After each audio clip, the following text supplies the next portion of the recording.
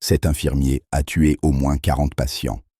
Dans les années 90, Charles Cullen, enfermé dans sa blouse blanche, semblait être un professionnel modèle. Bien qu'il ait travaillé dans différents hôpitaux du New Jersey et de Pennsylvanie, personne ne pouvait deviner qu'il cachait un sombre secret. Sa prestance et son sourire trompaient même les collègues les plus soupçonneux.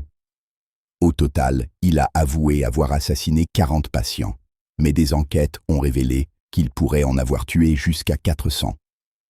Les victimes étaient souvent vulnérables, parfois en phase terminale. Cullen, prétextant agir pour leur confort, devenait leur bourreau sous couvert de bienveillance. Dans l'ombre, une enquête sérieuse débutait, mais les hôpitaux rechignaient à accoler une étiquette à l'un des leurs.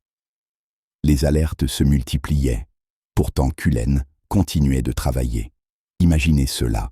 De nombreux témoignages d'infirmières signalaient déjà des incohérences dans les doses administrées. Pourtant, il bénéficiait d'un statut protégé et des vies continuaient d'être perdues. Le moment clé est arrivé lorsque Cullen, acculé par une dénonciation, a avoué. Après toutes ces années à jouer avec la vie, la vérité était devenue insoutenable. Son arrestation a provoqué une onde de choc dans le milieu hospitalier. Quel secret se cachait derrière les murs de ces institutions?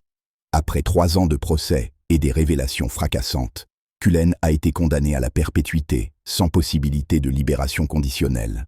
Les hôpitaux ont dû revoir leurs protocoles. Chaque vie sauvée depuis porte désormais le poids d'un système qui a longtemps failli.